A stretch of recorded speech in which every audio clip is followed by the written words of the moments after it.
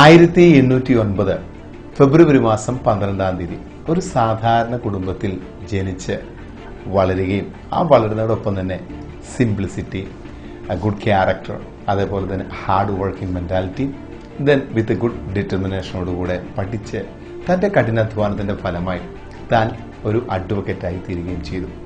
എന്നാൽ തന്റെ ഉള്ളിൽ ഒരാഗ്രഹമുണ്ടായി, ജനങ്ങൾക്ക് വേണ്ടി ഒരു ഗവൺമെന്റ്.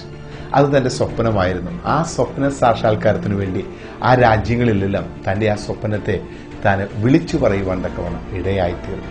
മാത്രമല്ല, തന്റെ ശക്തിയേറിയ ആ കഠിനമുള്ള അധ്വാനത്തിലൂടെ അമേരിക്കയുടെ 16ാമത്തെ പ്രസിഡന്റായി 1861 മാർച്ച് മാസം 4-ാം തീയതി താൻ ഭരണചക്രം ഏറ്റെടുത്തു.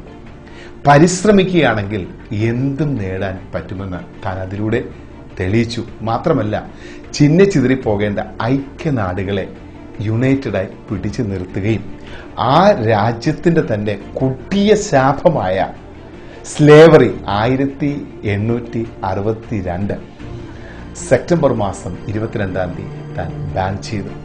എന്നാൽ 1865 ഏപ്രിൽ 14-ാം തീയതി ജോൺ വിൽസ് ബൂത്ത് എന്ന് പറയുന്ന ഘാതകനാൽ വെടിയേറ്റ് ഈ ലോകത്തു നിന്നും താൻ യാത്രാമൊഴി നേടി. ഈ വ്യക്തി ഞാൻ പറയാതെ തന്നെ നിങ്ങൾക്ക് മനസ്സിലായി, അത് എബ്രഹാം ലിങ്കനാണ്.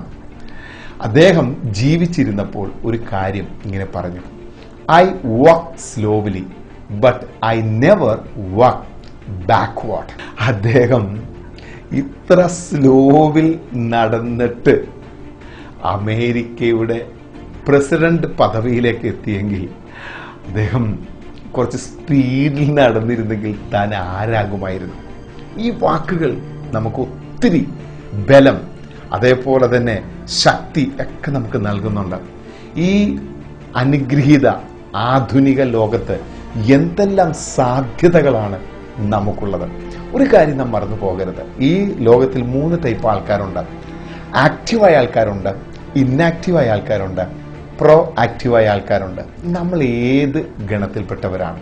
കാലത്തിനൊപ്പം സഞ്ചരിക്കുന്നവരും കാലത്തിന് പുറകിൽ സഞ്ചരിക്കുന്നവരും കാലത്തിന് മുൻപേ സഞ്ചരിക്കുന്നവരൊക്കെ ഈ ലോകത്തിലുണ്ട്. ലക്ഷ്യബോധമില്ലാത്ത യാത്ര നമ്മെ ഓരോരുത്തരും കൊണ്ട് എത്തിക്കുകയില്ല. ജീവിതത്തിൽ നമുക്ക് തനതായ വ്യക്തമായ ഒരു സെൻസ് ഓഫ് ഡിറക്ഷൻ ഉണ്ടായിരിക്കണം. അങ്ങനെയെങ്കിൽ ഓരോ ദിവസത്തെയും നമ്മുടെ അധ്വാനങ്ങൾ അത് നമ്മളെ നമ്മുടെ ലക്ഷ്യസ്ഥാനത്ത് നമ്മളെ കൊണ്ടെത്തിപ്പാൻ തക്കവണ്ണം ഇടയായിത്തീരും. വെറുതെ ഒരു വിഗ്രഹം പോലെ നമ്മൾ ഇരുന്നാൽ അത് ഡെവിൾസിന്റെ, പിശാചിന്റെ ഒരു വലിയൊരു വർക്ക്ഷോപ്പാണ് നമുക്കറിയാമല്ലോ. അതുകൊണ്ട് ഞാൻ സ്നേഹത്തോടെ എളിമയോടെ നിങ്ങൾ ഓർപ്പിക്കുകയാണ്, അവരൊക്കെ മഹാന്മാർ തുടങ്ങി വെച്ചവിടുന്ന് ഇനി നമുക്കൊക്കെ അതിൽ നിന്നും കണ്ടിന്യൂറ്റി ആയിട്ട് ഒത്തിരി കാര്യങ്ങൾ ചെയ്യുവാൻ സാധിക്കും. അപ്പോൾ പറഞ്ഞു വന്നതിന്റെ അർത്ഥം നമ്മൾ വലിയ കോടീശ്വരരാകണമെന്നോ അല്ലെങ്കിൽ അമേരിക്കയുടെ അടുത്ത പ്രസിഡന്റ് ആകാൻ വേണ്ടിയുള്ള പരിശ്രമങ്ങൾ ഉണ്ടാകണമെന്നല്ല. നമ്മുടെ ജീവിതത്തിൽ കൊച്ചു കൊച്ചു സന്തോഷങ്ങൾ നൽകുന്ന, അതേപോലെ നമ്മുടെ കൊച്ചു കൊച്ചു സ്വപ്നങ്ങളൊക്കെ ഇല്ലേ, അത് കുഴിച്ചു മൂടാനുള്ളതല്ല, അത് നമുക്ക് നേടിയെടുക്കാനുള്ളതാണ്. കഠിനാധ്വാനം കൊണ്ട് നമുക്കത് നേടിയെടുക്കാൻ സാധിക്കും. എബ്രഹാം ലിങ്കൻ പറഞ്ഞതുപോലെ പുറകോട്ട് നമ്മൾ നടക്കാതിരുന്നാൽ മതി. ഇച്ചിരി സ്ലോവിലാണ് നടന്നതെങ്കിലും ഒരു ദിവസം നമുക്ക് ആ ലക്ഷ്യസ്ഥാനത്തേക്ക് എത്തിച്ചേരുവാൻ ഇടയായിത്തീരണം. ലോകത്തിൽ അനേകം മഹാന്മാരുണ്ട്. അവരൊക്കെ നമുക്ക് തരുന്ന ആ പ്രചോദനം എന്ന് പറയുന്നത് ചെറിയൊരു സംഗതിയല്ല. ജീവിതത്തിൽ വലിയ കാര്യങ്ങൾ ഈ എളിയ ജീവിതം കൊണ്ട് നേടിയെടുക്കുവാൻ കഠിന പരിശ്രമം തന്നെ വേണം. വെറുതെ ഇരുന്നാൽ അത് സാധ്യമാകുകയില്ല. പറഞ്ഞു കേട്ടിട്ടില്ലേ, ഭാരതം എന്ന പേര് കേട്ടാൽ അഭിമാനപൂരിതമാകണം അന്തരംഗം. കേരളമെന്ന് കേട്ടാലോ തിളക്കണം ചോര നമുക്ക് ഞരമ്പുകളിൽ. അപ്പം അങ്ങനെ നമുക്കൊരാവേശം ഭാരതത്തെക്കുറിച്ചും കേരളത്തെക്കുറിച്ചൊക്കെ ഉണ്ടെങ്കിൽ നമ്മുടെ സ്വപ്നങ്ങൾ അത് നമ്മളെ വളരെ നിരാശയിലേക്ക് കൊണ്ടുപോകാനല്ല, പ്രചോദനങ്ങളിലേക്കും ആവേശത്തിലേക്കും നയിക്കുവാൻ തക്കവണ്ണം ഇടയായിത്തീരട്ടെ.